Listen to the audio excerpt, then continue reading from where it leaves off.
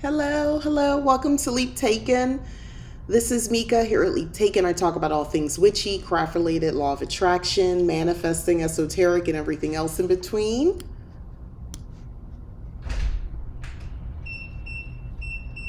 Forgive the beeps and the noises in the background. Forgive that. It's my door. Anyway, welcome everybody. So today is my Witching Wednesday, or Lord, witchy review. Ooh, I've just got back in the house, getting my fall decor. I practice my magic seasonally, and part of I don't know, for me, just decorating and getting everything turned over for fall. I don't know, that's a magical experience for me. It's one of my favorite times of year. I get very excited about it. So behind me, there's like bags, and I'm transitioning different things and adding a fallscape. But, I did my first round of shopping. I'm going back out to do more because I like to decorate the outside as well. Is anybody else like that? Let me know in the comments. I realize I don't think anybody's on the live yet, but if you are like, if this is your time to shine, if this is your favorite time of year, spooky season, witchy season, let me know. I got my shirt on just for the purpose, witchy woman. But yeah, a couple finds that I did just kind of dipping in and out of the different stores so far is that I found this candle at the at-home store. This is a skull, and it's a bleeding candle. Look at that. So this is going to be interesting. I only found one. I would have bought several because I wanted to melt, light one and see what it did. So it's red behind the eyes, if you can see that. So what I think is going to happen is it's going to bleed red out, which is, well, that's just exciting to me. But anyway, I think I'm going to save this for actually Halloween night and go ahead and light this. I may work this into a ritual for sure, but isn't this cool? I've never had this type of candle of like, you've had this and been there, done that. Why'd you keep it a secret? I've never been able to find something like this, so I'm very excited about this candle. And so it's a couple different ways, by the way. If you're like, well, how would you use the candle? Head work for sure, if you're into that. But with it bleeding, I mean, kind of think about it like that. So it's like, if the red candle oozes out, what does red, you use color magic. So what does that red represent to you?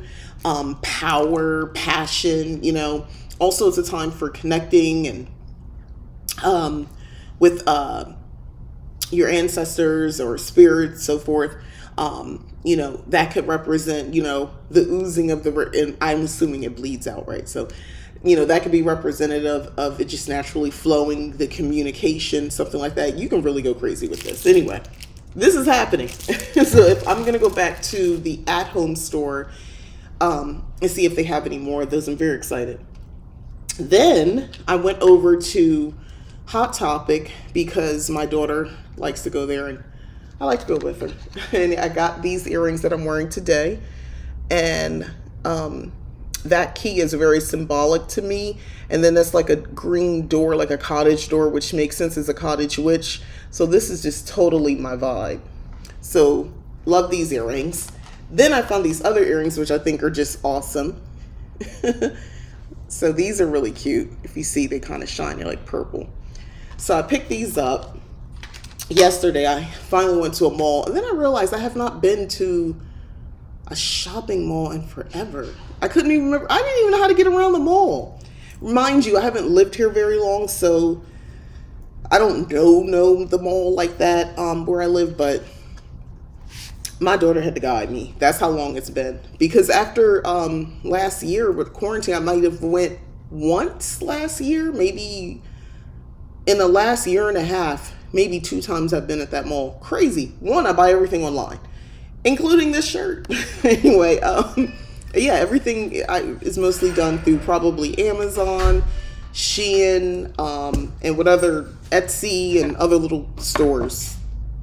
I don't know. I realize I don't really go inside the stores except for home decor, because that was crazy today. I went to us pagans' favorite store, satire, Hobby Lobby. That was not a good time. It was a good time because I like their products. I don't like their politics, but it was ridiculously crowded. I was almost late coming here. I left 2 hours before I was supposed to start here. It's only a 15-minute ride, and it took forever. And it's not like I was a long time in the store either. It was just the lines were just like dragging. It was crazy. But anyway, this is what I want to talk about today. Shadow work. So I saw this. This is a fairly new book, this one. It's a journal. It's a workbook you can write inside of it. I saw this on Amazon not a while ago, a short while ago, and I knew I was going to do a review on this. But here's the inside. There is no light without shadow and no psychic wholeness without imperfection. Carl Jung. So if you're not familiar, they break down where the concept, the shadow, is a psychological term for describing everything we can't see in ourselves. This concept was developed by Carl Gustav Jung, who was a student of Sigmund Freud. Jung took Freud's ideas and developed them further, adding more spiritual and wholesome elements. That's how they break it down. It's not a big book, but they're basically journal prompts for you. There's a little bit of information to explain about the book and its purpose and all that sort of stuff. The exercise will challenge you to follow the 5-step process, identify the shadow, find the underlying issue, find out how wide it's spread, find ways to integrate the shadow, and see yourself whole. So the very first prompt that they give you is, what area of your life needs shadow work right now?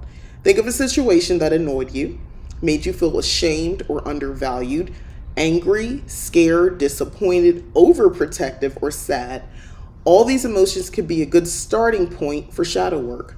Try to relate this situation to a broader area of your life. So here's the thing. I think this book is great. Let's start there. I like the prompts automatically. I'm actually going to do this. I did my own, I called it a shadow work session. Some years, I'm going to say about 3 years ago, I did it. I think this is great combined with maybe therapy if possible. I think that's a great option, especially if the more you answer these prompts, you're getting overwhelmed with the emotions that it's bringing up. I think it makes a lot of sense if you go ahead and just make an appointment and work with a professional and let them know, hey, I'm working with something like this. And if, by the way, in my opinion, and notice I said in my opinion, if you're working with somebody, a therapist, and you're telling them that, hey, this is part of my spiritual path, and, this is something I also want to include, and they're not receptive to that, I don't think that's a therapist that you maybe need to work with. I think for those who, again, fall under the pagan umbrella, we have to be very mindful, very careful about that. The last thing I want you I would tell you to do is lie to your therapist about your spiritual path.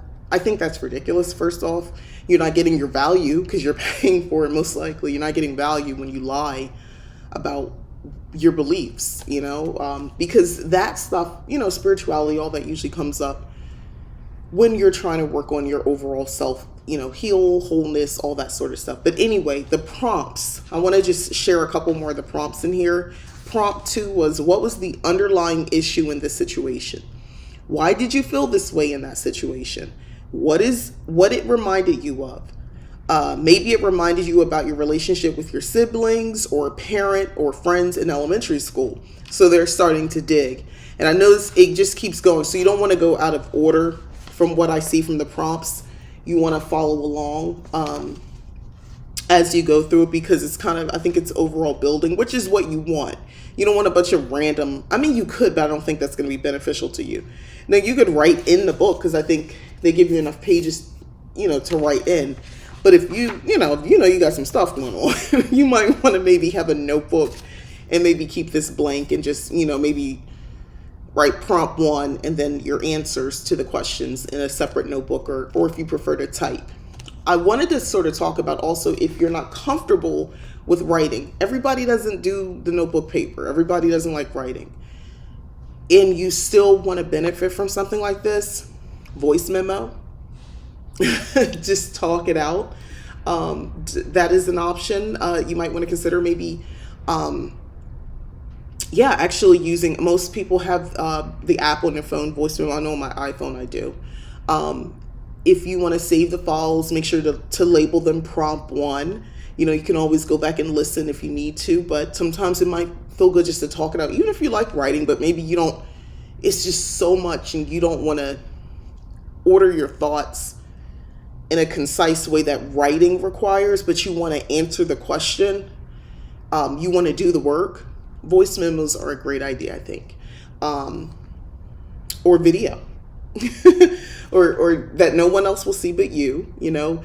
Put them in a folder, label them on your phone or your computer, however you want to go about it, tablet. But video is another great option that can be very therapeutic. Again, no one else is going to see these, you know. Put them in a folder and protect them, you know, with a password if you have to. But that's another way, because I think a lot of times, not everyone is, I love any reason to go buy a new notebook and a pen, a journal, and get to writing. I'm comfortable with that.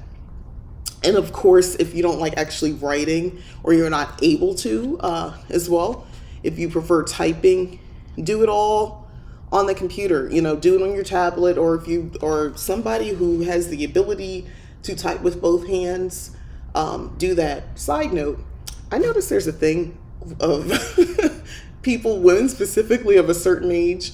My daughter pointed out when I type, and I don't have my phone in front of me, when I'm like texting, I'm using one hand to do everything. And she's like, what is wrong with you? Why is it taking so long for you to send a message? I was like, I'm doing just fine. Meanwhile, you know, they can just like anyway, weird side note. It's just a thing that some of us older people, I don't know, but at least I'm not like this, stabbing at it like the next generation above me. Because I watch them, they like stab at the phone. I'm like, why are you jabbing the phone like it's not going to register? But then again, these are the same people when they're on speakerphone, they yell. I digress. Typing is another solution if you don't want to actually handwrite. Now, I don't think you can get out of voice memos, videos, typing, and writing. I don't think this is the type of thing you can answer with drawing. You can be, if you want to, and be creative to do that, but I don't know if it's going to, maybe in addition to, but I don't know. I don't think that's going to work. I'll be honest with you if you approach it that way. And actually, there's different exercises and prompts in between, so I misled you.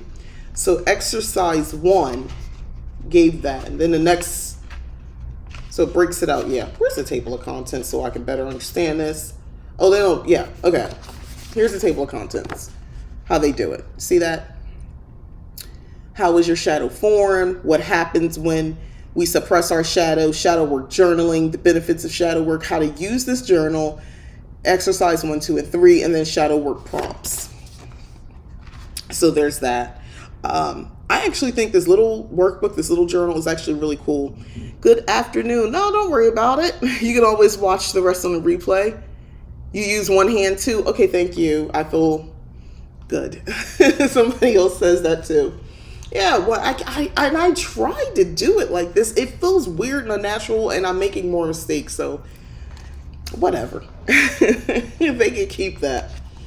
But yeah, like, I know it might be time for me to do this, and let me tell you, it's actually something really simple.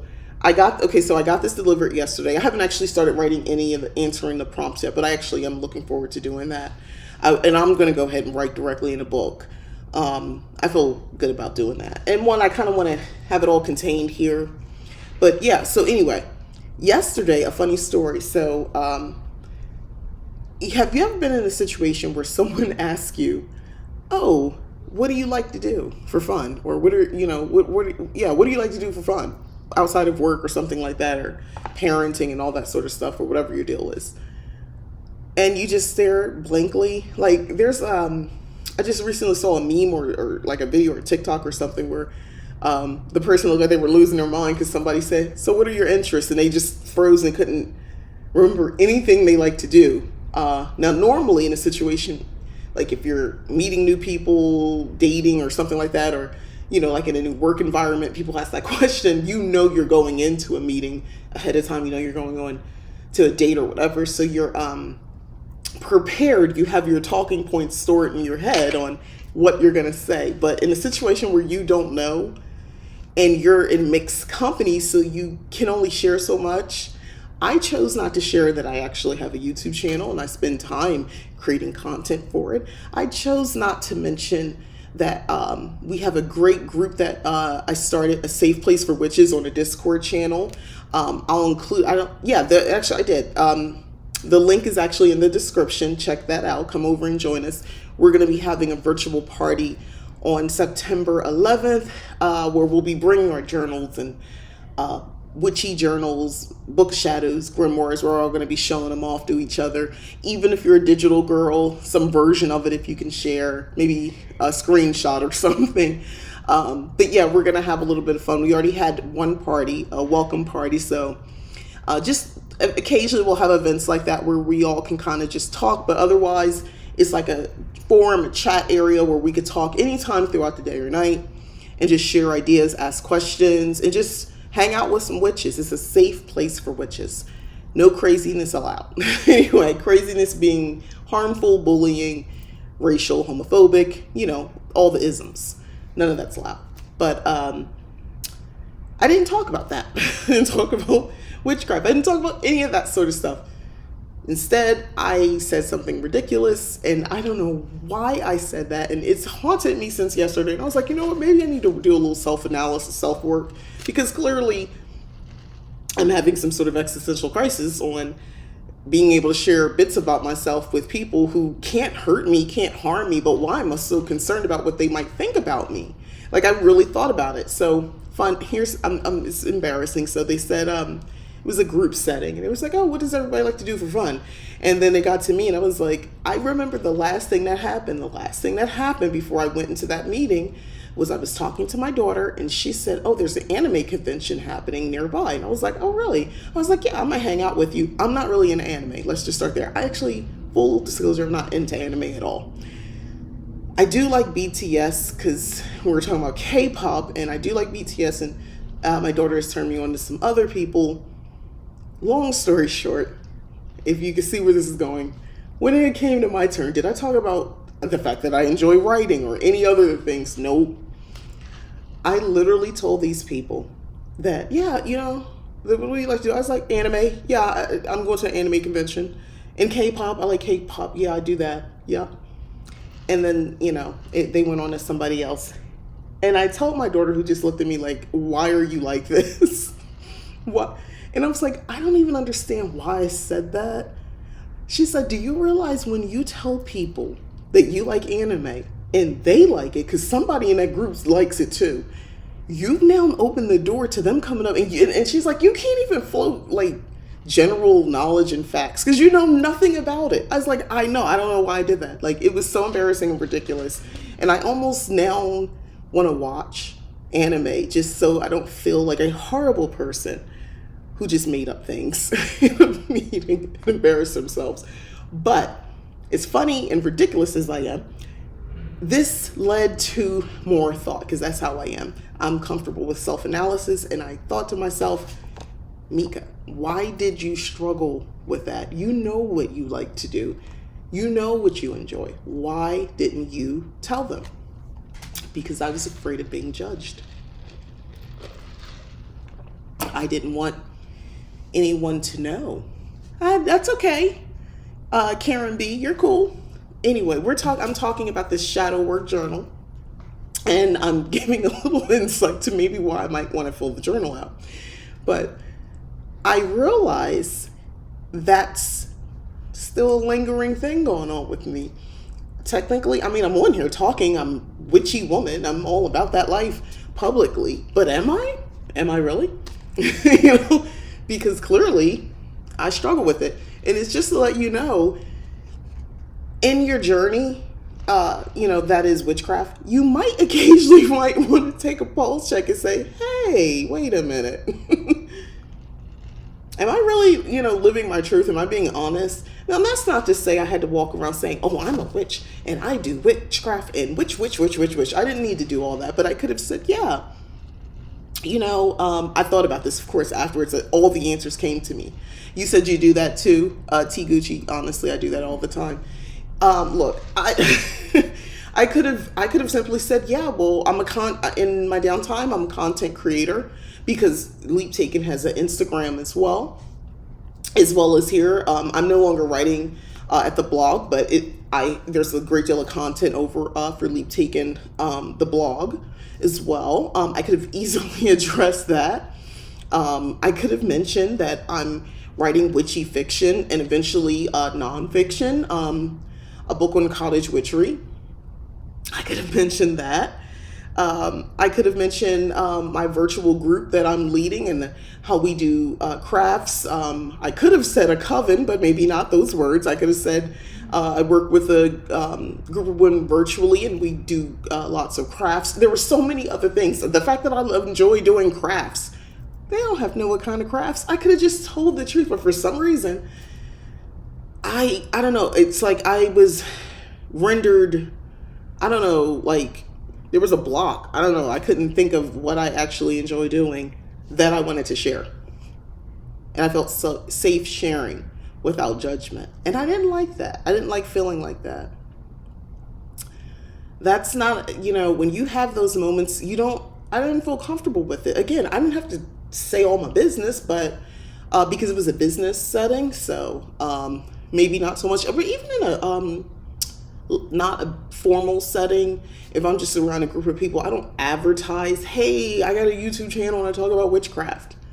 Karen B says, my biggest problem is I feel like I haven't earned the title of witch, still learning. Oh, honey, I've been, that's a thing. I know what you mean. We're here. I got you. I used to feel like that way, way, way back. I've been thinking about that. This book arriving made me really kind of think about that sort of stuff.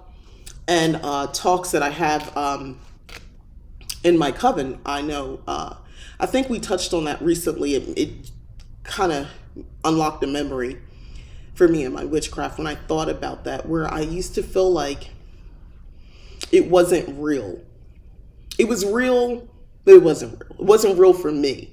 And I felt like a poser. I used to be almost afraid to walk into a metaphysical store.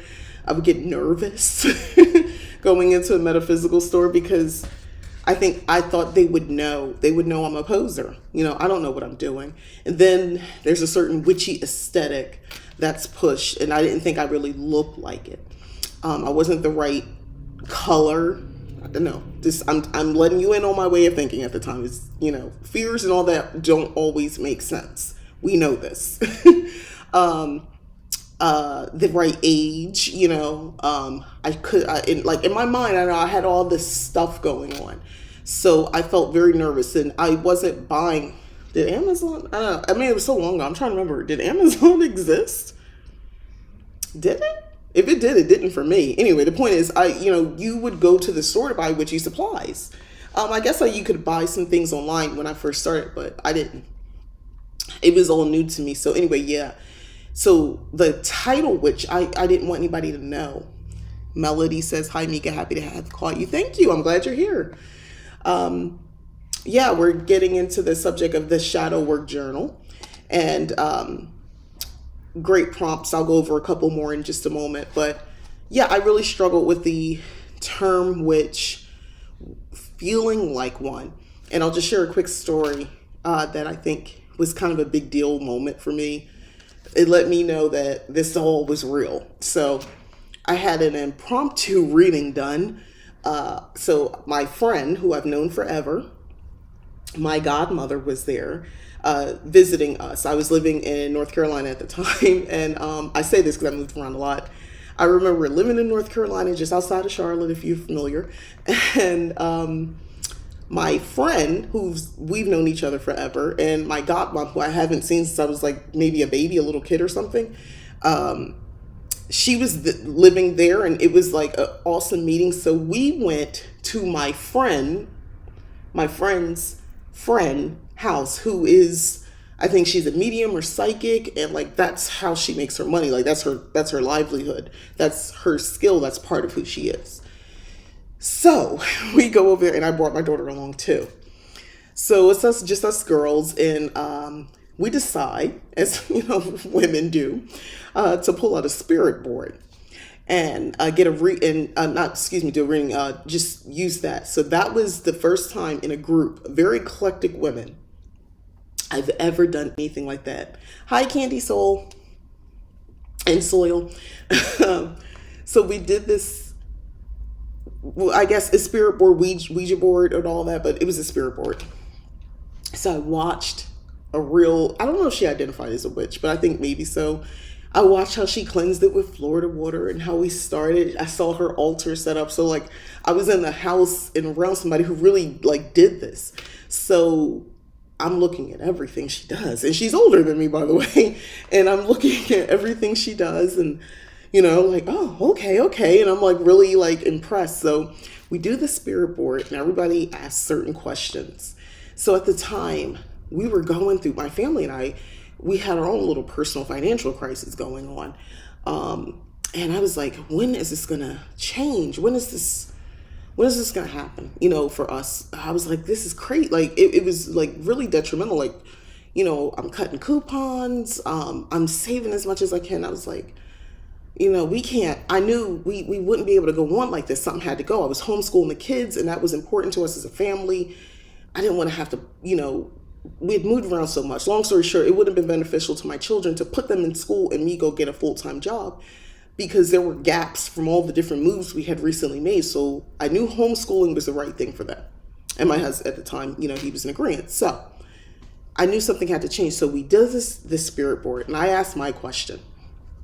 Basically, that's the most prevalent thing going on in my life. So I asked about that. And I was first off given a date because I asked, when does this stop? When does everything get okay? I was given a date that came to be true, that date. And I said I wanted to know who was talking to me, who was coming through. I would not realize for years. It bothered me so much. I never forgot because I just had initials. I was like, who is that? The initials, I sat there like, who is this? Who is this? I could not for the life of me think who it was. Years later, when I'm very much in my witchcraft, very much full-fledged witch, I'm about this witch life. On Samhain, she comes to me. Let me tell you the thing about how we view ancestors and all that. Friends of family, people who really look out for you, who see you as like one of their, kids or grandkids or nieces or whatever, they count, trust me. One of my grandmother's friends from way back in the day, I remember this woman. One, I thought she just had so much style. She used to wear her hair in a beehive back in the day. And that was the thing when I was like a little kid. She stored, because people wasn't wearing beehives anymore, but she did. But I thought she was just so elegant, and she always had her makeup on and the beehive, and she did sometimes a wing eyeliner. She was the epitome of just like style to me. And in her house, the couple times I was over there, everything was nice. Like this woman was just like Miss Superstar to me. So I looked up to her and I thought that she kind of had it together. That's who came to. She had passed many years ago. Many years ago. That's who came through. That's who talked to me. And she came to me, by the way, Samhain, and confirmed that. And I was like, holy smokes. Like in my human brain, I didn't realize it was her. That's not what it was about. She knew who I was and she came through. And let me tell you, that was like the big moment for me when it all became real. On that date, we had an event that occurred that changed everything financially. And here's the thing about magical influence. It doesn't look like what you think. It wasn't a situation where, we won the lottery and everything got better. We got a promotion. This wonderful thing happened. No, actually it started with a job layoff. On the day that they gave me, it was a layoff. So how is that a good thing? I remember pulling out my tarot cards, and the card I pulled was the Fool. And I remember just looking at it with the little knapsack leaping off the edge of the cliff, happily doing so. And it just like jarred me back to the time we sat together, because this would have been within a month, by the way, after we did the spirit board meeting and hung out. Within weeks, just under a month, is when the event occurred. And the date that they gave me. Long story short, that led, leaving that place, that the job, new job came within a week. New job was triple the amount of money, and everything changed. So that was okay. My daughter is hilarious. Anyway, and that was the big moment for me that made it all real. To the day things changed. The person, she came through. I didn't know who it was. I just trusted them. And there was another thing. I got a reading done. And in that reading, my friend's friend, remember, psychic medium lady, she decided to do a impromptu reading for me. Let me read this real quick. All she probably so appreciated your appreciation of her connection. I think we all do this in certain situations. I can imagine getting caught in the same predicament. Sometimes it's not the right setting. Yeah, about the other thing, I agree. Amazing. Yes, it was amazing.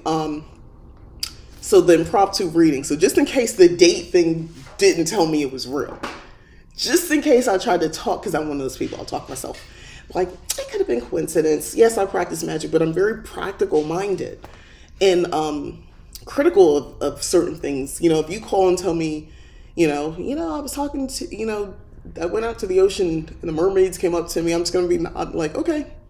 I'm very, I can't help it. But anyway,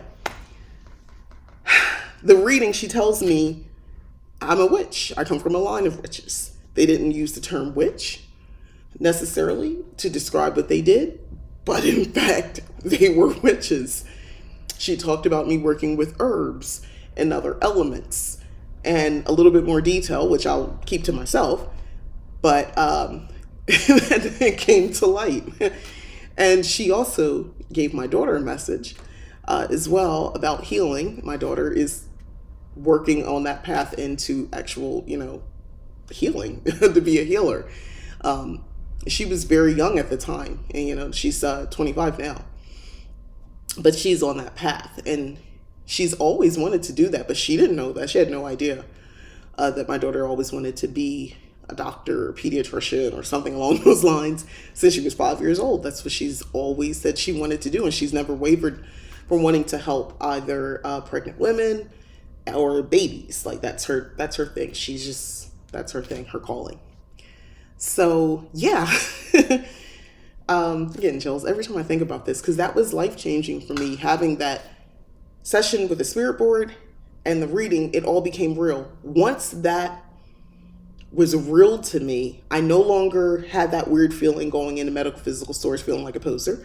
I no longer had trouble thinking of myself as a witch. And then I flowered. I opened myself up more. Now at this point, I'm very aware. You know what I mean? With my third eye open. I was seeing now. I'm woke. More so than I ever, even though I was technically practicing, but it was always from a fearful point of view. That's why I talk a lot about fear. And I talk a lot about kind of conquering that, because it gets in the way of you kind of really really expressing yourself in your spirituality, regardless of what you want to call it, witchcraft or not. So it helped me, like that experience, for the way I think, the way my mind is set up, make it very real. And at that point, man, everything changed for me. And I really started practicing my magic.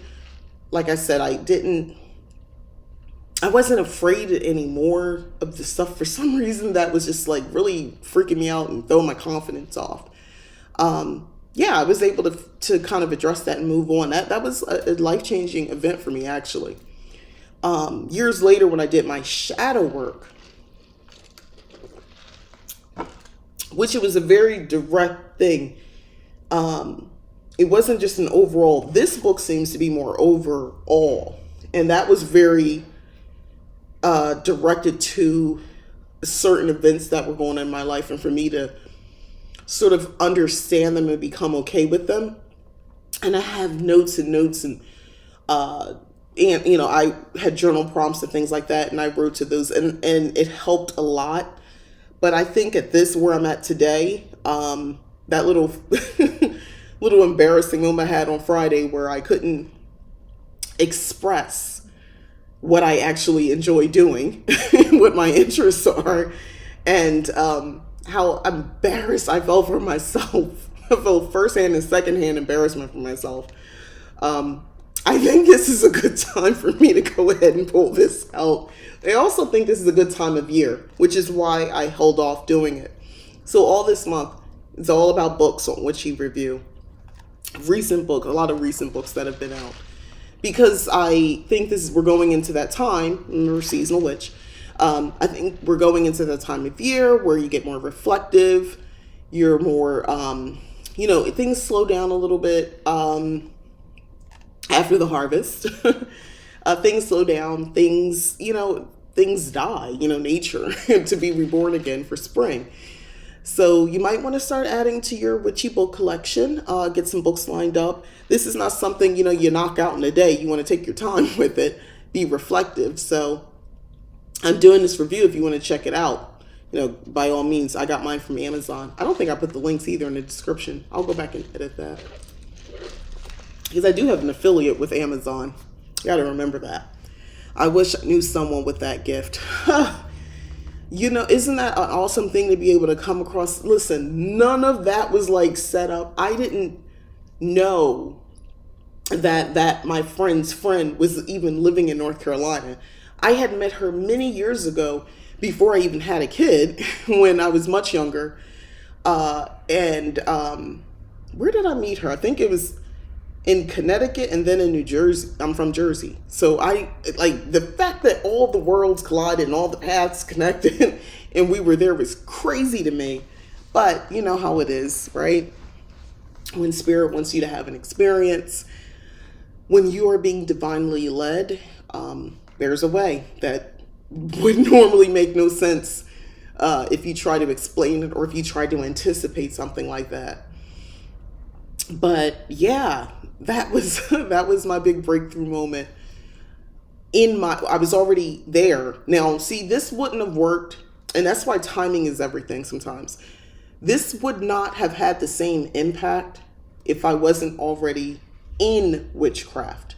So if this had happened years before and I wasn't identifying with at the time, because I started with Wicca, if I wasn't open to that, I'm trying to think how far back, because before I would have been really ripe for anything Yoruba traditions, because I was on a seeking mission for some time in my 20s. I want to say my late 20s specifically. I was on like a spiritual seeking mission, just trying to understand what I was like. I'm sorry, Christianity made no sense to me by that point. I could not rationalize anymore. The entire structure of the Bible no longer made sense. Mind you, I was a practicing Christian. That was what I grew up in. I was about the life as a late teen. I want to say early 20s, but I became very educated and I learned things. And again, I really believe Spirit was putting me on a certain path, because even though I came in with that mindset, I remember going to work for a company called Mata. This is some years ago. I don't know if you know what I'm talking about, but they were like basically an MLM for Black people. They were selling products, everything from clothes, oils, perfumes, to laundry detergent, fabric softeners, t-shirts, all kinds of stuff. They would have like a catalog, and their hook, so to speak, was that everything was produced, manufactured, made Black. And my friend's mom knew one of the people, and I had just had my son, so I'm like 26 years old, and I wanted to work part-time. I didn't want a full-time job. Long story short, I was a receptionist at this company, and I got a chance to run across a soul that was so beautiful. His name was Kenneth Bridges, and I'm going somewhere with this crazy story on these tangents. Met this wonderful man who was an elder to me, so it's not romantic, but like he's just a beautiful soul. And I remember him telling me one time I was suffering from migraines a lot after the birth of my son, the whole hormonal thing. But I was willfully uneducated about myself, my body, hormones, all that sort of stuff. And he had asked me what was wrong one day, because he did a lot of traveling, because he's out there talking to, the sellers, the buyers. He's the marketing guy. He's a great personality. So he saw that I was suffering. He's like, come to my office for a second. I go in. And he was like, you see all these books on the shelf? Pick up any book you want. And he said to me, now I'm going to tell you something. When you have a headache, and he used to be real tense type of guy, real Afrocentric type guy, not the fake hotep guys. Y'all know what I'm talking about. Not that. Like the old 70s type dudes that, I used to see when I was a little kid, one of those kind of guys. So he's like, wearing a dashiki, that type of guy. He was like, when you have a headache, it's a symptom to something else. So yeah, you could treat the headache. You could take something to make the headache go away, but you need to start asking yourself, your body's telling you something. Now, of course, as a woman now, I know this. We all probably know this. But back then, I did not think like this. Holistic. Yes, food, diet, all that. Are you stressed? What's going on with you? Then he took it a step further. That was the experience. And another time, he asked me again about the books. Did I read? And I said, no. He's like, you really should read. And he said, if you have any questions, you can always ask me, but I'm not going to push anything on you. And I think that's why I'm the way I am today. I don't push. And he said that he used to be a Sunday school teacher. He and his wife, big in the church. He had a bunch of kids too, like 5, 6 kids. He said they were big in the church, and they both taught Sunday school. They were very active.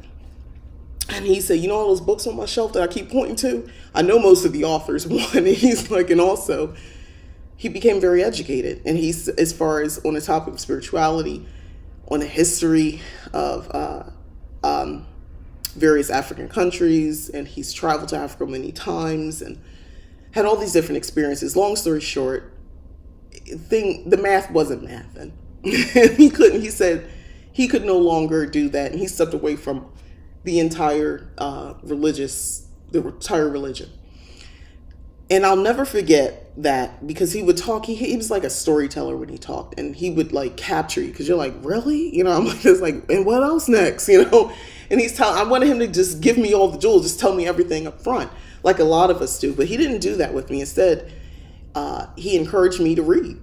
And he encouraged me to, when some of those people call in, stop and talk to them, introduce yourself and let them know. There was one person, Dr. Robinson, he was definitely an elder, wrote these books, and that were life-changing for me. It wasn't necessarily about spirituality, but it was just a free thinking. It was priming me to be open to the occult and all that sort of stuff. That was a profound experience for me as well. That got me ready to go, working there, coming across him. Now, I say this and I get a little sad when I think about it, because I don't know if you guys remember in the DC, Virginia area years ago, there was the DC sniper. I don't know if y'all heard about that story. And it was people assume it was a white guy, because there's always, the serial killer is always like white person, right? I'm just saying. That's what they say. But it was actually a black guy, and he had the young black guy with him. I don't know if anybody remembers that story. It was kind of a big deal. The DC sniper. So, yeah, Mr. Kenneth Bridges was one of the victims. He stopped. He was traveling back to Jersey or Pennsylvania, and did what he normally do, stop for gas. The story was he was talking to his wife, and we learned that day because he just stopped answering his phone, and it didn't make any sense. And then we saw on the news a victim, and then we saw the car, and then it became very obvious it was him. Beautiful guy. Type of guy that walks up and hugs people. He would have had a hard time, COVIDly speaking, with what's going on, because he was a real hands-on type of guy. You remember that story? Yeah. He was one of the victims. Huge leader in the community. When he passed, politicians, a bunch of people, the man lived, educated, very educated. He had worked for major corporations at one point. Um, he was a good guy. He was a big deal and a good guy. And I was just like, whoa, that happened. And again, it changed the trajectory of my life. Being able to have access to somebody like that, even just in a work setting, and him like telling me these things, it was life altering for me, and it primed me for the next phase and the next phase. So if I had gotten that reading and had that session with the spirit board probably prior to then, I would have just been in awe, oohed and awed about it, but I wouldn't have, it wouldn't have had the impact. Timing. Karen B says, I was scared you were going to say he was the sniper. No, what a terrible loss. No, unfortunately, he was the victim. No, the sniper was actually a very crazed person who took a young man, who had a young man with him, who there was said to be a sexual relationship as well. And it was just, and now that young man has got to live with that because he was manipulated to being a part of that. And it was really this very crazy individual who wanted to do that. So it's just bad all around. It's just horrible. And then, I told you, man had 5-6 kids, and they had to grow up without their father. And the type of father, he was a good dude. Like, he was one of those guys you want to talk to, you want in your corner. Like I said, he never pushed a philosophy or anything like that. But he was a very proud man, proud to be black man. And he was very open about wanting to educate specifically black people on sense of self and being better. And there's nothing wrong with that, right? But anyway, those moments were profoundly impactful to me. And each iteration was priming me for the next and the next. And there was time in between, and that's okay because that's just life. But it was definitely getting me to where I'm at now. And of course, I'm having new experiences now. Most of my journey has been solitary. And I'm good. And I've branched out occasionally. I think I've shared experiences where back when meetup.com was more, I guess it's still happening, more popular now, but it was more popular back in the day. And I actually found a group of pagans, witches, and that's the first time I tried mead in a group setting, and I did that, and they were more Wiccan, and I did that thing called the spiral dance. So there was like a thing out in the woods somewhere in Tennessee. We did this experience. So I've had those really fun witchy experiences as well in a group. And I've even, had other types of experiences in a group as well, as far as like with witches and pagans, some a little bit more scary at the time. But I wouldn't trade any of those for the world. They prime me because now I'm in a virtual world with people who are also practitioners of sorts. And that's great. And I look forward to those experiences. Again, Safe Place for Witches, the Discord channel. It's fun to interact. And having a coven and being that's a separate piece, by the way. These women that I interact with, that is so cool, being able to have that experience. And like individually, we're still very much growing as witches, but also combining that energy and when we do things, it's so amazing, the stuff that's happening. And each iteration, all these impactful moments kind of led me to where I'm at now. And of course, there's still more to come, right? But because of the virtual experiences, for the first time, I'm thinking, wow, there's not a lot of metaphysical stories nearby.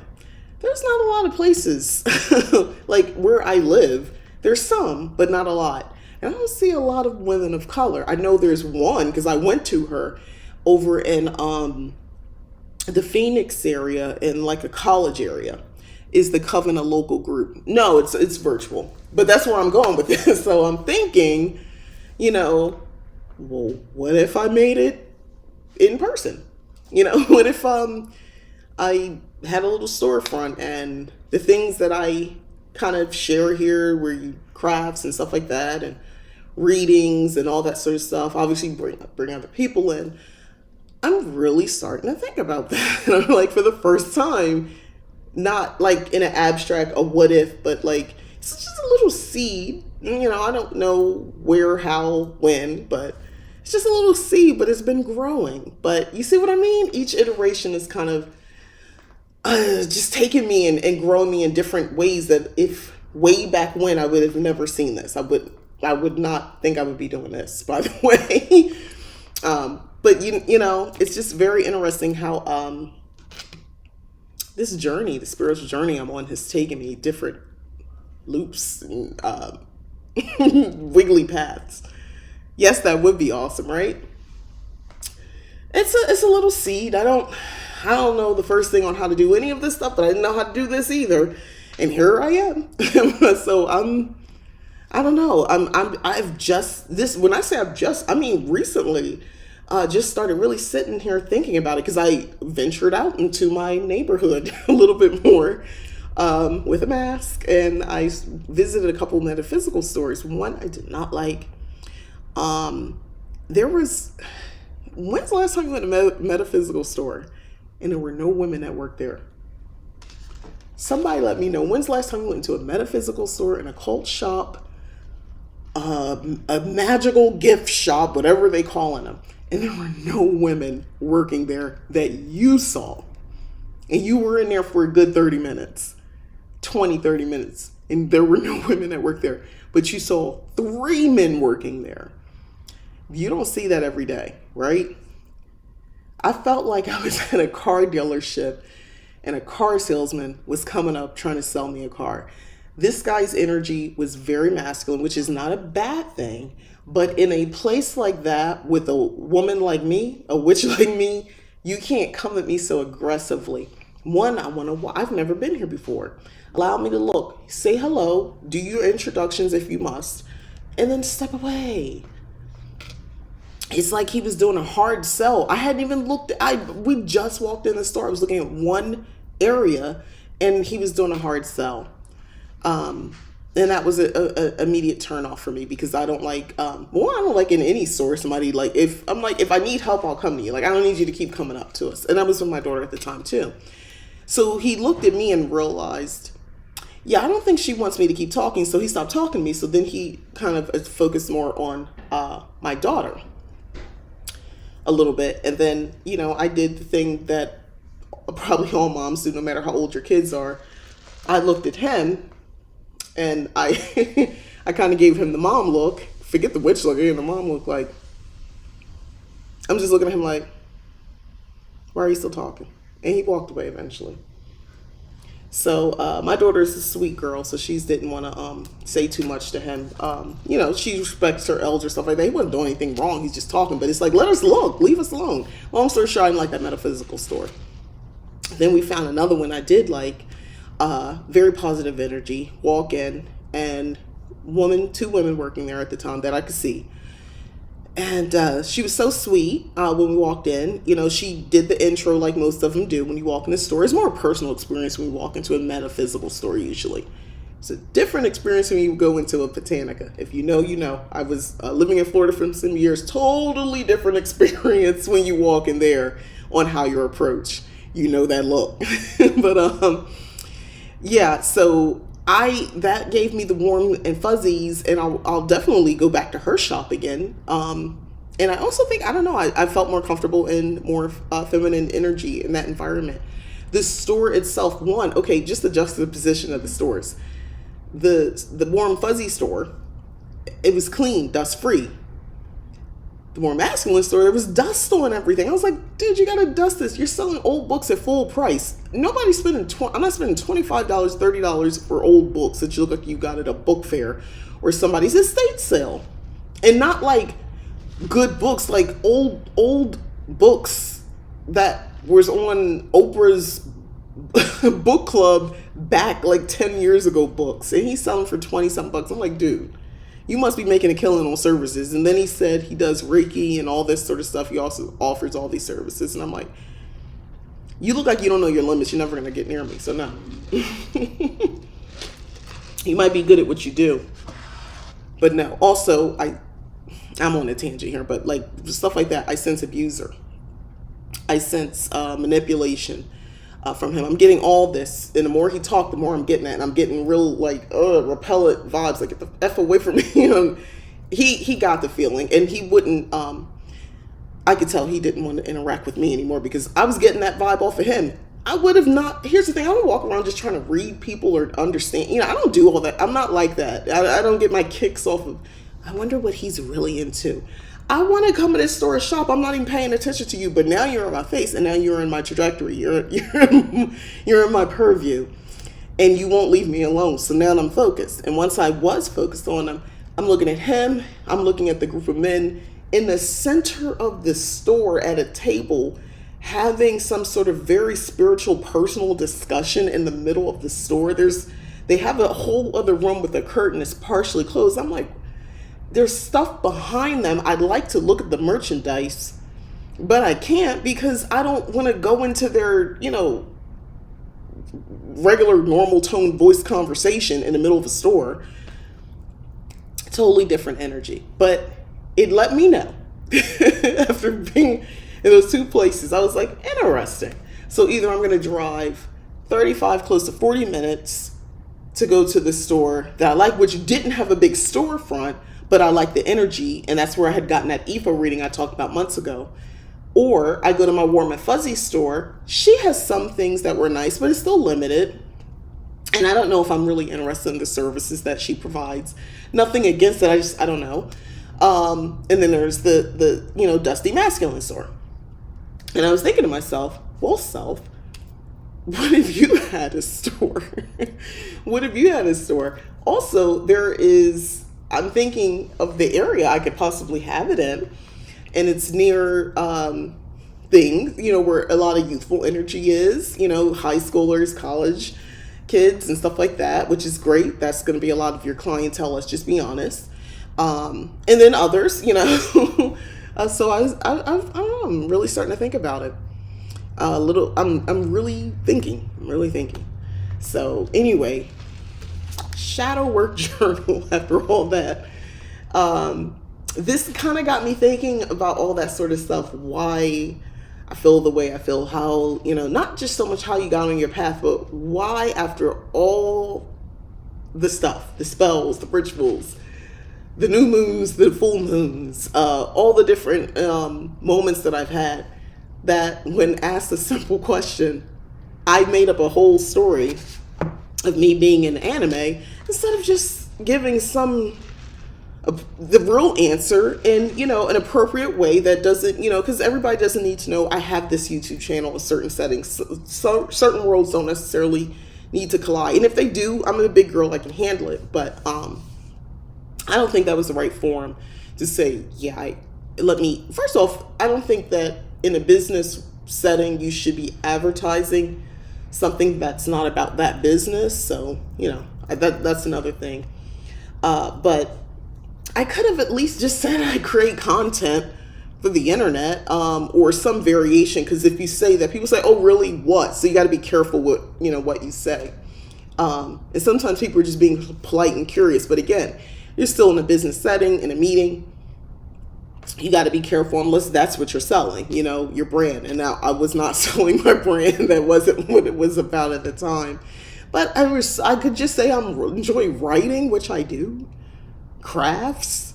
I have been thinking about this since yesterday afternoon. So when this came in the mail late yesterday, after 6 o'clock my time, I started thumbing through it. I was like, I might want to take a crack at this. This might be good timing for me too. I did not get this just to review. This is going to be used probably starting tonight. I'll sit down and just quietly get into that first prompt. What area of your life needs shadow work right now? I think I'll explore that. Some of the other prompts in here, if you're curious, what were your parents' core values while you were growing up? Do you hold these today or do they differ? That's a great question. What was your last unkind thought? Did you voice it? Was it deserved? Were you being unfairly judgmental? Oh, I know mine. It was today in a drive-through when I was on my way to another place I don't like their politics. What do you want me to do? Anyway, and the person in front of me would not move up. If you know anything about Chick-fil-A, okay, let's just be real. They keep the on a Saturday at lunchtime. That drive-through is ridiculous. It's always like that. And she left a car space between her. There's like 8 cars behind. She made it so, and I have a larger SUV. She made it so that I couldn't pull up to the little thing to order, my food. And I like half my car, and they can register the car is halfway up there. So I'm screaming, yelling, and there's no space, and I beat my horn, and she doesn't move. So I just yell through, so they can hear me. And I'm repeating myself a lot. I'm getting very annoyed.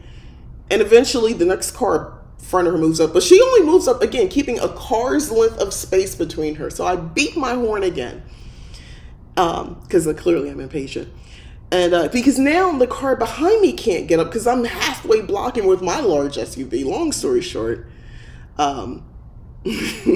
she opened her door, stuck her head around, and was looking like, what? Confused. And my unkind thought was, you're stupid and you should know to move up. Just being honest. You know how we get in a car impatient and things like that. So I think I'll write that down. Did you voice it? Yes, my daughter was in the car with me. Was it deserved? No, because I don't know what the heck that is going on with that woman's life. I don't know how long she's been driving.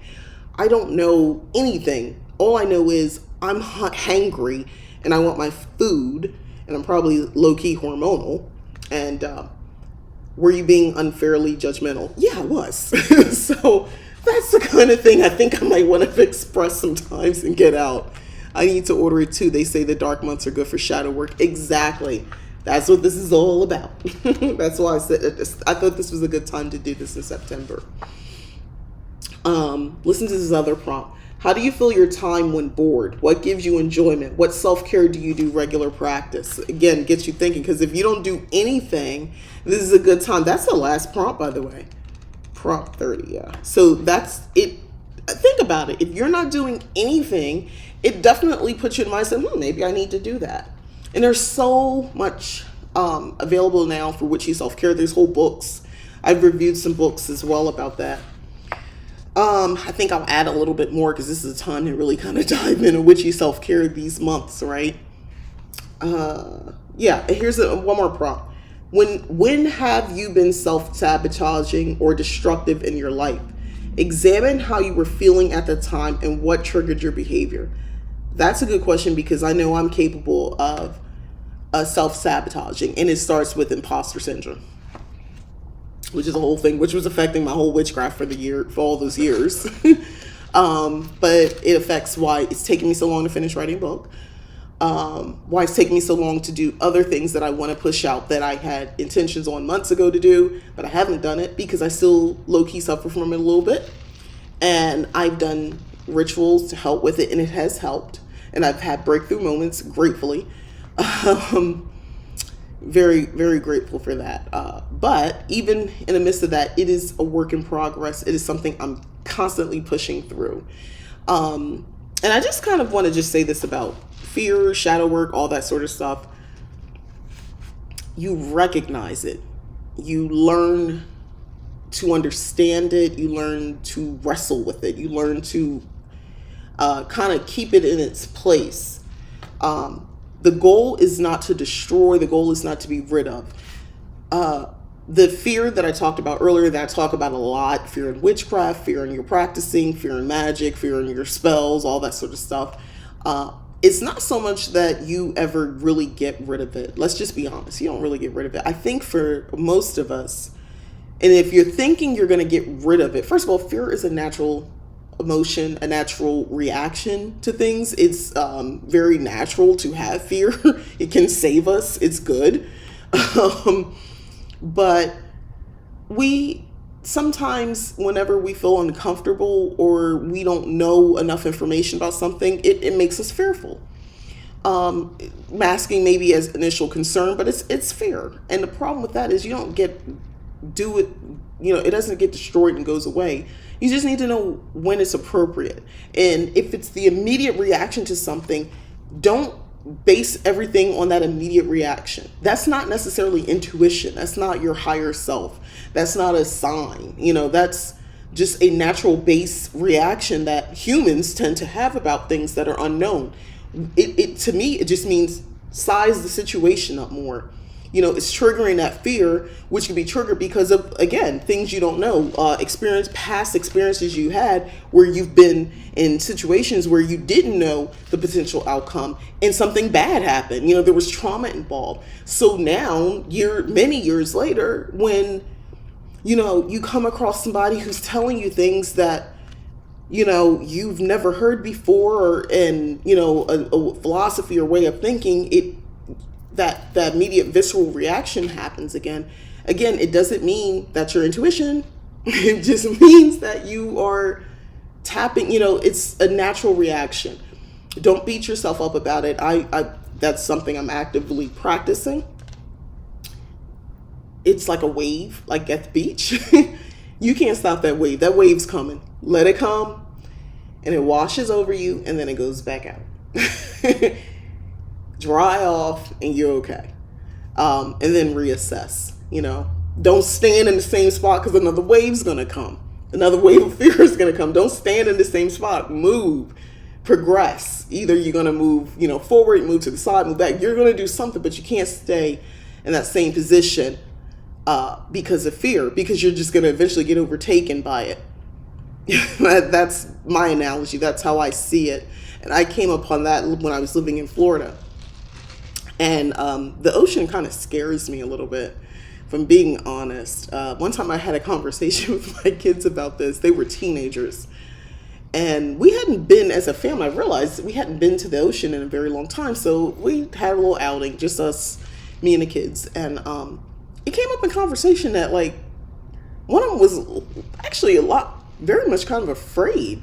Not afraid, like, the ocean scare me. Not like a phobia thing, like, just the vastness of the ocean felt overwhelming when they would stand there and when they would go in the water. They felt that feeling that they could easily just disappear, which, I mean, technically you can, right? And I thought about it. I was like, yeah, I recognize that feeling. But here's the thing. That's not a fear enough to keep me from going and to interacting and actually just, I don't know, deepen my respect for it. Like, it's so powerful. I told this story before. I would go to the ocean when things were really bad. Whatever was going on in my life, I would go there. And I just felt like whenever I would look out into that ocean and that vastness, that the very thing that scared me is the thing that made me feel better, because it meant that whatever was going on in my life really was not that significant, no matter how much I thought it was. And that was a comforting experience, because I realized this is so much bigger than my problem, which means that my problem is not so big that it's overtaking me. It's not drowning me. It's not swallowing me up as much as I'm emotionally and mentally feeling. Anyway, I told you it's all about shadow work today, right? I warned y'all getting into these deep ways of thinking and things like that. But these are very real moments in my life that have helped, and I need to rely on that, because I'm currently I'm going through yet another transition, as we all are usually, right? The other iterations of yet another transition for me. So I'm glad I got this book, and I'm glad I'm thinking about all this sort of stuff, and I'm being very reflective. It's the season to do that, by the way. Especially as we go, it's one thing to go into fall, but definitely once we get into the winter months when things are darker and quieter and things slow down a little bit more, to focus on reflective work, and then planning ahead. Don't just stay there, stay in a reflective state. So for me, fall is reflective and getting into all that sort of stuff.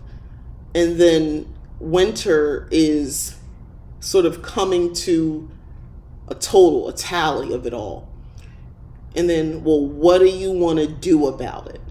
What's your next move? How, all the reflection you've done, how do you want to transition now? And then it's planning time for me. What do I want to do? That's why it makes sense New Year's Eve, you're coming up with your resolutions, your goals for the year. That's what, that's how I go about it. And then the spring is pulling the trigger. The spring is all about pulling the trigger. Summer is partying, celebrating, hopefully from having the opportunity to pull it, or really you're in your vibe, you're in the moment.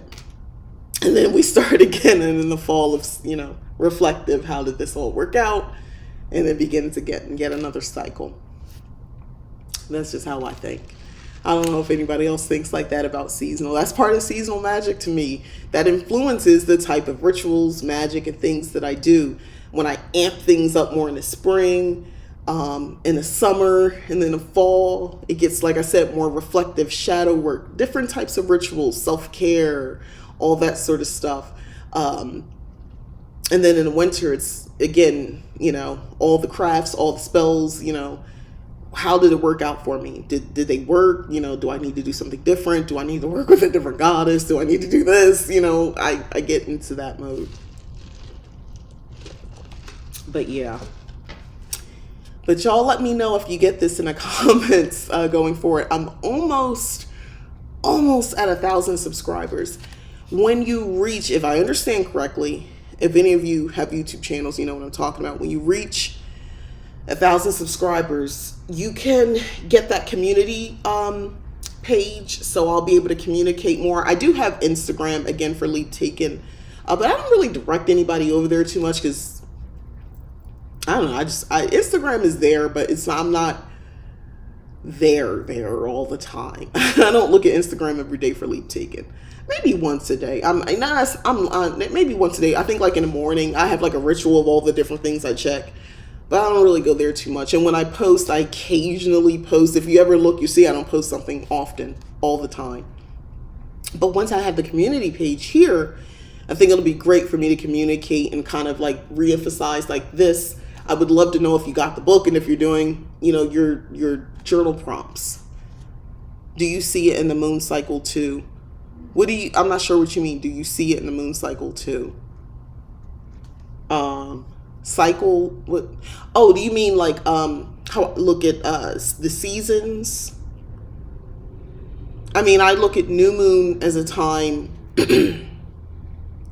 for starting new concepts, new ideas, so regardless of the season I'm in, I mean, because you have ideas, you have different things that come to you, or you just, you want to try something new, or revisit something. I think that's great with retrograde times. I don't get scared about retrograde. I think maybe I want to revisit a story maybe that I tried to write before and I gave up on, a concept or an idea, maybe a video series that I kind of wrote down, jotted about, but never, thought about again. Retrogrades are good for that. It's a retrograde and a new moon is perfect for that time. Oh, that's what you meant. Yeah. So yeah, I probably follow the lunar phases in the concept that most people understand, where full moon is more about, so new moon intentions are for what I want to bring in, manifest, things like that. And full moon, I do a lot of releasing. What am I releasing? However, there are times, because it is what it is, there are things that you want to try, or things you want to revisit, or just new challenges, new concepts, whatever. And it happens to be about a full moon. And, it depends on how you look at it. I've used full moon energy, which, if you think about it, sometimes you want a little bit of that lunacy. Lunar lunacy, you want that lunacy, right? To sort of push you, propel you forward with a new endeavor. I kind of like to tap into that sometimes. I think that's good energy, especially when I work with a group. It's good to tap into that lunar energy, that full moon energy, and really give a project you're working on, if you're taking a class, or you're just trying to have a new way of looking at things, it could give it that extra boost, that, wild, crazy that you might need, instead of thinking more rationally. For somebody who is like me, who tends to do that, sometimes that type of energy is good for me. So new moons are great, but maybe sometimes I want the full moon to start something. I've been trying to notice how the moon affects me lately. Just on a physical, I can tell you right now, whenever there's a full moon, at least a night before, for sure the night before, I always have trouble falling asleep. I'm wired. I'm wired. It don't matter. Since I know this, I'm careful of sugars and caffeine, making sure, I cut off at a certain point earlier than usual. I try not to have too many stimulating things before it's bedtime. Like, this is not a time to watch an action movie right before I fall asleep. Certain foods I want to avoid, indigestion, to keep you up. So I do all these things, doesn't matter. And I still feel like I'm up just a little bit more than usual night before a full moon. And I'm always, and I know this, and I'll still be like, why am I awake? It's like, I'm looking at the time, I should be asleep. Why am I still up? Now I go with it. You can plan accordingly, but we're modern times. You have to go to work. You have things to do in the morning. I read a book. I just read on my Kindle, and eventually, sleep will come. And I just take it in stride. What are you gonna do? There's a real physical thing that's happening. We're made up of mostly water. And, that water is shifting because of the pull of the moon, and it will affect you physically in some way. Maybe, I know a lot of people say, well, I'm not affected, because you're not thinking about it. It's good that you're thinking about this sort of stuff. Keep a journal. I'm going to always advocate keeping a journal or your planner, and noticing specifically, make a note in your planner the night before, or at least 2 or 3 days before, how you feel. It's one thing on the day of. No. It's those days leading up to it. That's when you're going to really notice differences. Maybe just your overall attitude. Are you more impatient? Like I gave my story with the drive-through. Are you more impatient? Do you find that, during those times you just, or are you more loving? Some people get more randy, they get more sexual, stuff like that. Is that a time that you notice that as well? Even if you're not, do you just have more desire at that time? Those are all things to look out for. The very real physical things that you can actually sort of quantify and notice. People have dreams and things like that. I don't know if I have more dreams around a new moon or full moon. I really can't say. Karen B says, they say more babies are born on a full moon night, so I know it must be affecting us. Yeah, it does.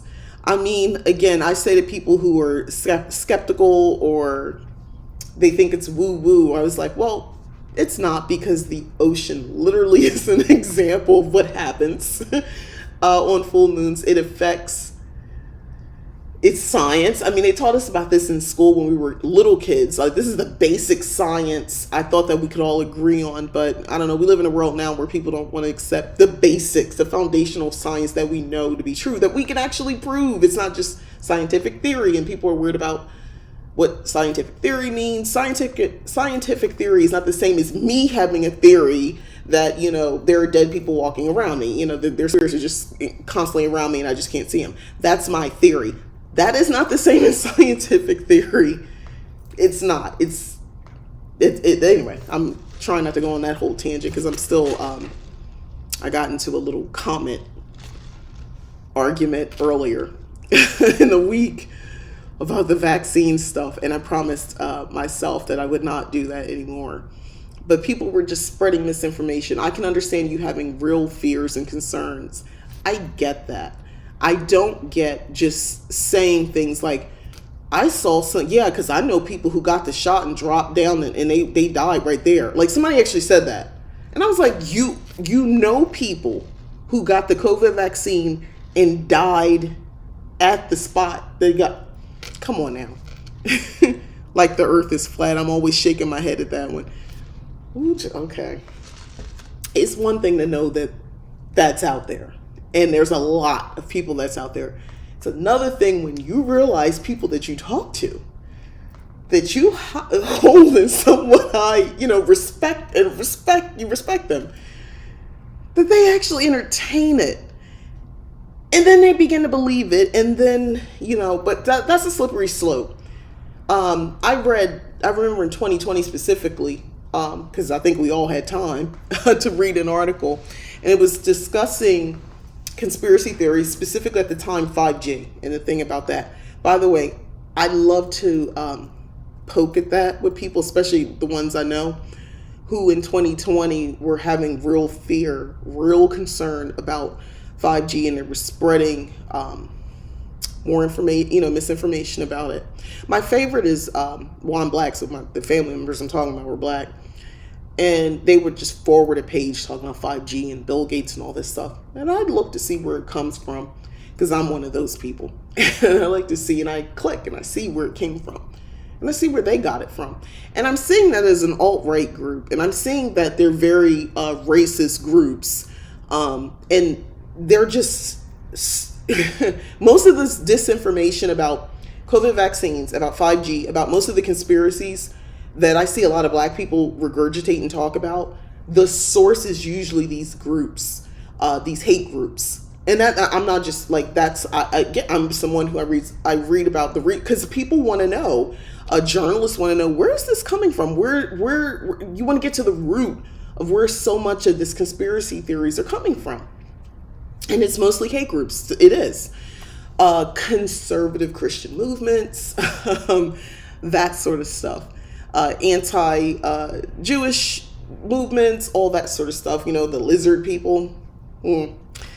And a lot of, unfortunately, black people do not go that far down a rabbit hole as myself. They're going down it, but it's like they're oblivious to the sources that they're getting the information from, including a lot of the flat earthers. So, with that being said, when I found out people that I actually have respected and really actually believe that, and I'm like, holy smokes, and they're having a conversation saying, you got it, and they said the key words that, when I say this, you know what I mean, you've got to do your research. And when I realized this person was saying that, and I know I've heard the Trumpers talk like that, they tend to go hand in hand, by the way. Once you believe one thing, you're going to be open to the other stuff. So the 5G, which, again, I like to poke, okay, so you were upset in 2020 and you were concerned about 5G and, all this stuff that was going to happen. So I wish I had my phone. I got my iPhone, the iPhone 12 Pro Max, the big one. Love my phone. Great camera. I use it for a lot of my video footage. That 5G sure does come in handy, by the way. Love that. Fast internet. I love my 5G on my phone. Funny, because I know on social media, a lot of people have these great cameras because they're taking great video footage and all that sort of stuff. And they got that new iPhone, with 5G on it.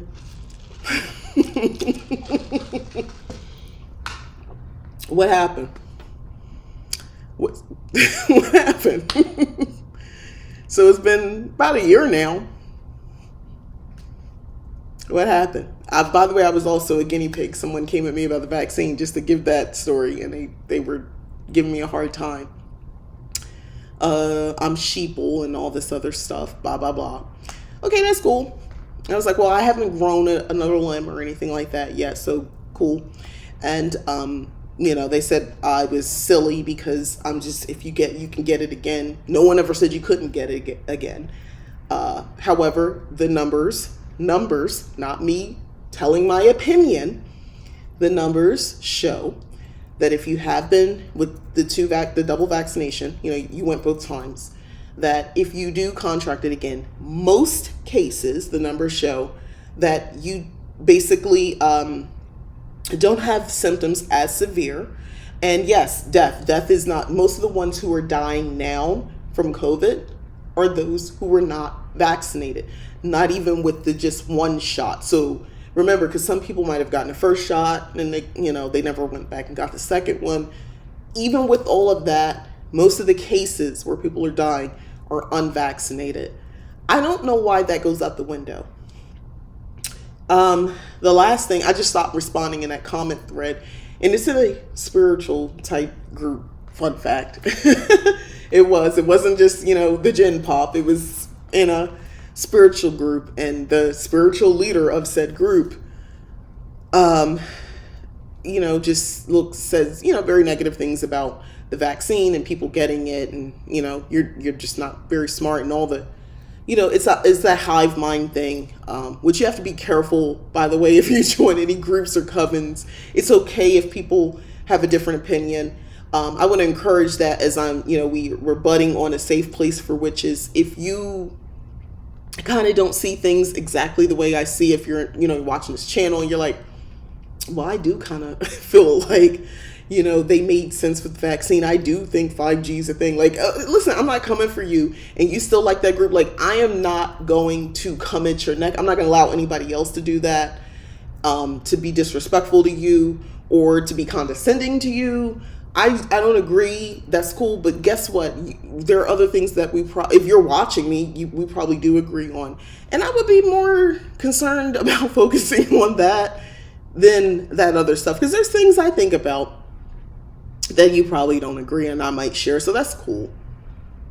I was wary of the vaccine, but I got it anyway, and I'll get the booster too if it comes available. Exactly. I was very wary. I had gotten it because I thought I was going to be traveling, so it was going to be required. And eventually I will actually travel. So, I'm glad I got it. I got sick both times, by the way. So both times I got it, I had a reaction within 24 hours, and it wasn't positive. And I am very concerned about the booster. If I get that it's going to do the same thing, because I was like sick for a day and a half with flu-like symptoms. And it sounds casual when you say flu-like symptoms, but the flu knocks you on your behind. Like, you can't function. You like, I had the chills. There's a slight fever.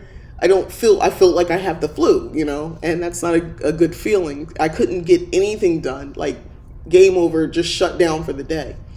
I'm not looking forward to that. So I don't know if that's going to be something I have to deal with if I get the booster, but I'll cross that bridge, when it's time. But anyway, I think I'll end it here. Shadow work journal, good find for me, just the right prompts. I think that will lead you to, doing some shadow work. A lot of people talk about shadow work, and a lot of people have no idea what the heck they're talking about. But I think this journal, this book, is actually a nice way to kind of approach it. And I think they're careful of leading you with these prompts. It doesn't feel, it could get heavy depending on your answers, but at the same time, I think in a positive way where you can kind of really reflect. And again, this is the season to maybe get into this type of work and doing this type of practice right now. And if you're doing this, beef up your self-care, beef up your witchy self-care. Make sure use your aromatherapy. Thank you. I'm glad you like them. Thank you. And one more time, I've been plugging it, but a safe place for witches is the Discord channel. The link is in the description. Check us out over there. There's no commitment. Like, you don't have to sign anything. It's just a place to hang out, and come in and out as much as you want, participate as much as you want. But I like having a forum where people can talk and share and post cool pictures. A lot of us don't have other people in our lives who can share that kind of stuff with. Look at this candle I bought. Look at this wand I made. Or, look at this location I'm at. Isn't this witchy? Whatever it is that you want to share or talk about or ask questions. This is a great place. Or if you're doing this type of work and you want to share a moment, it's a safe place for witches. So that's it. All right, I'm out of here. And I think I'm going to do some crafting before I start this new shadow work journey. So thanks for watching. Again, I'm Mika. This is Leap Taken. Don't forget to like, subscribe, share. Help me get to 1,000. I can get that community page going, and that's another place where we can talk and share stuff too. Thanks again, as always, for watching. Bye. Enjoy your weekend. Happy Labor Day. Bye.